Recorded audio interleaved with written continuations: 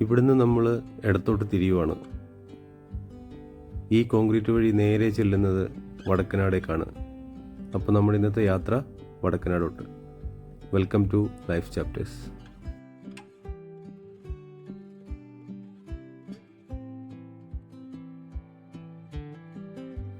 ഈ കാണുന്ന കോൺക്രീറ്റ് വഴിയിലൂടെ ഒരു കിലോമീറ്റർ, കൂടിപ്പോയി 1.5 കിലോമീറ്റർ മുന്നോട്ട് പോയാൽ പിന്നെ നമ്മൾ എത്തുന്നത് വേറൊരു ലോകത്തേക്കാണ്. ഇവിടം കൊണ്ട് കാട് കഴിഞ്ഞു. ഇനി അങ്ങോട്ട് വടക്കനാടെന്ന് പറയുന്ന അതിമനോഹരമായ കാർഷിക ഗ്രാമത്തിൻ്റെ തുടക്കമാണ്. നമ്മൾ അന്തം വിട്ടുപോകും, ഈ കാണുന്നതൊക്കെ കാട്ടിനകത്താണോ എന്ന്.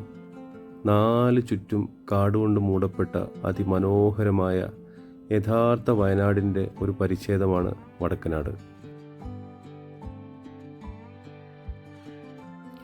വടക്കനാടിനെ ഇന്നീ കാണുന്ന വടക്കനാടാക്കിയ ആ പഴയ തലമുറയുടെ അധ്വാനത്തെ ഓർക്കാതെ ഇതുവഴി നമുക്ക് കടന്നു പോകാനേ പറ്റില്ല. ഞങ്ങളപ്പം എന്തായിരുന്നു, നമ്മൾ മണലാടി റോഡിലാണ് പോകുന്നത്. കൂട്ടു പണിയമ്പം എന്നാണോ പണയമ്പം. ഞങ്ങൾ ബത്തേരി റോഡിന് വന്ന് പണയമ്പത്തെത്തി. അവിടുന്ന് മണലാടി റോഡിലൂടെയാണ് പോയിക്കൊണ്ടിരിക്കുന്നത്. ഇവിടുന്ന് നേരെ നമ്മൾ ചെല്ലുന്നത് വടക്കനാട്. കുറച്ച് വെയിലുണ്ട്, അതിൻ്റെതായൊരു ചൂടുമുണ്ട്.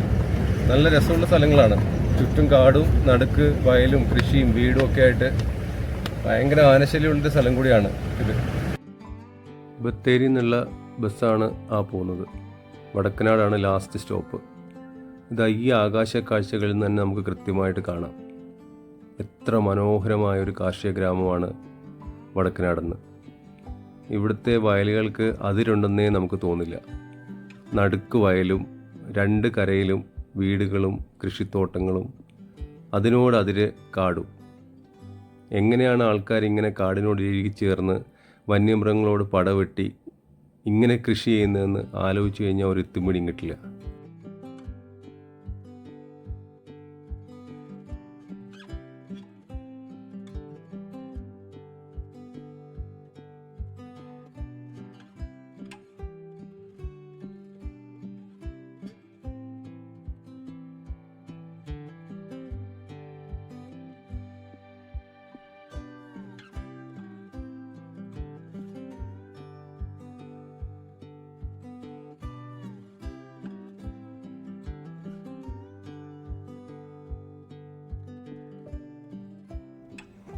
ഇതൊക്കെ വടക്കനാടിൻ്റെ ഭാഗങ്ങൾ തന്നെ.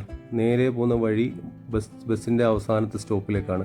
നമ്മൾ ഈ എടുക്കുന്ന വഴി നേരെ സുൽത്താൻ ബത്തേരിക്ക്. ബത്തേരി റോഡിൽ അല്പം മുന്നോട്ട് പോയാൽ ഇടതുവശത്തായിട്ട് നമുക്ക് വടക്കനാട് ഈച്ചക്കുന്ന് കാളിമല തമ്പുരാൻ ക്ഷേത്രം കാണാം. 3000 വർഷങ്ങളുടെ പഴക്കമുണ്ടെന്ന് വിശ്വസിക്കപ്പെടുന്ന ഈച്ചക്കുന്ന് കാളിമല തമ്പുരാൻ ക്ഷേത്രം ഒരു ചരിത്ര സ്മാരകമാണെന്ന് വേണമെങ്കിൽ പറയാം നമുക്ക്. ഒരു കാലത്ത് വേടനാട് എന്നായിരുന്നു ഈ സ്ഥലമൊക്കെ അറിയപ്പെട്ടിരുന്നത്.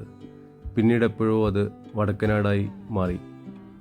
അമ്പലവും കഴിഞ്ഞ് കുറച്ച് മുമ്പോട്ട് പോയാൽ പിന്നെ നമ്മളെത്തുന്നത് കാട്ടിലാണ്. പകലാണെങ്കിലും നമ്മൾ നല്ലപോലെ സൂക്ഷിച്ചു വേണം ഇവിടെ ചിലവഴിക്കാൻ. അത്രയേറെ മൃഗങ്ങളുടെ ശല്യമുള്ള ഒരു സ്ഥലമാണ് വടക്കനാട്.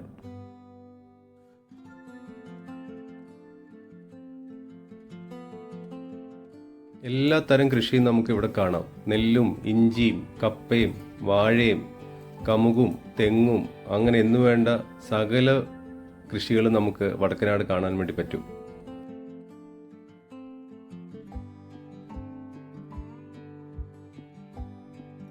ഞങ്ങളെന്തായാലും അവിടെ വണ്ടിയൊക്കെ നിർത്തി കുറച്ച് സമയം അവിടെ നിന്ന് റിലാക്സ് ഒക്കെ ചെയ്തിട്ടാണ് അടുത്ത സ്ഥലത്തേക്ക് വണ്ടി തിരിച്ചത്.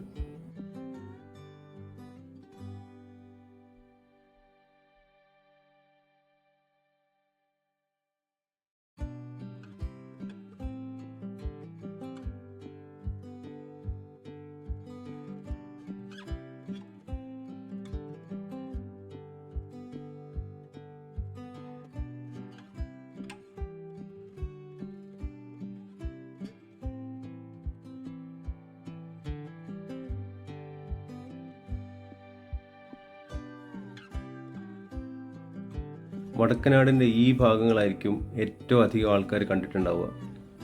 സോഷ്യൽ മീഡിയ വഴി ഒരുപാട് ആൾക്കാർ കണ്ട വടക്കനാടിൻ്റെ ഏറ്റവും മനോഹരമായ ഒരു സ്ഥലത്താണ് നമ്മളിപ്പോൾ ഉള്ളത്.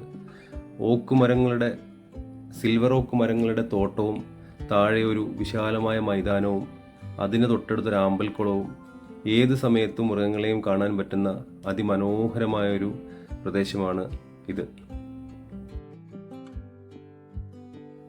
ഇത് നമുക്ക് നല്ലൊരു പച്ചപ്പുല്ല് വിരിച്ച ഗ്രൗണ്ട് പോലെ തോന്നുമെങ്കിലും ഇത് ശരിക്കും ചതുപ്പ് തന്നെയാണ്. നമുക്കൊന്നും ഒരിക്കലും ഇറങ്ങാൻ പറ്റാത്തൊരു സ്ഥലം കൂടിയാണത്. ഈ കാണുന്ന ആമ്പൽക്കുളം മുൻപേ ഞാൻ വന്നപ്പോൾ നിറയെ ആമ്പൽപ്പൂക്കളൊക്കെ ആയിട്ട് മനോഹരമായൊരു കാഴ്ചയായിരുന്നു. ഇതിപ്പോൾ ഞങ്ങൾ വരുന്നതിന് കുറച്ച് സമയം മുമ്പേ ആനക്കൂട്ടം വന്നിട്ട് ഫുള്ള് ചവിട്ടി മെതിച്ച് ഇപ്പോൾ വെറും ഒരു ചളിക്കുളമായിട്ട് മാറിയിട്ടുണ്ട്. എന്നാലും ഈ പ്രദേശത്തിനാകെ എന്തോ ഒരു ഭംഗിയുണ്ട്. ഒരു വൈകുന്നേരത്തെ ഡ്രൈവിനും പിന്നെ വല്ലപ്പോഴും കുടുംബമായിട്ടൊക്കെ വന്ന് സമയം ചെലവഴിക്കാനും പറ്റിയ വടക്കനാട്ടെ അതിമനോഹരമായൊരു പ്രദേശമാണ് നമ്മൾ ഈ കാണുന്നത്. ശ്രദ്ധിക്കേണ്ട ഒരു കാര്യം, മൃഗങ്ങളുടെ സാന്നിധ്യമില്ലെന്ന് ഉറപ്പ് വരുത്തിയിട്ട് വേണം ഇവിടെ ഇറങ്ങാനും ഫോട്ടോ എടുക്കാനും ആ കുളത്തിൻ്റെ അടുത്തൊക്കെ പോകാൻ വേണ്ടിയിട്ട്. ആനശല്യം വളരെയധികം രൂക്ഷമായൊരു സ്ഥലം കൂടിയാണ് വടക്കനാട്. ഒരു കാലത്ത് വടക്കനാടൻ കൊമ്പൻ്റെ വിഹാര കേന്ദ്രങ്ങളായിരുന്നു ഈ കാണുന്ന പ്രദേശങ്ങളൊക്കെ. വടക്കനാടൻ കൊമ്പനാണ് ഇപ്പോഴത്തെ നമ്മുടെ പ്രധാനിയായ കുങ്കിയാന വിക്രം.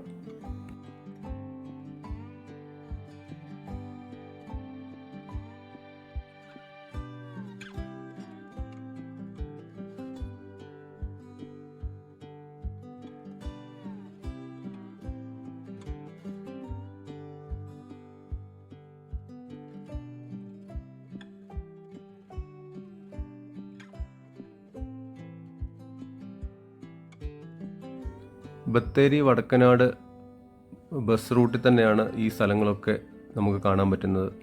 ഞങ്ങളെന്തായാലും കുറച്ച് സമയം അവിടെ ചെലവഴിച്ചതിന് ശേഷം തിരിച്ച് പുൽപ്പള്ളിക്ക് തന്നെ വിട്ടു.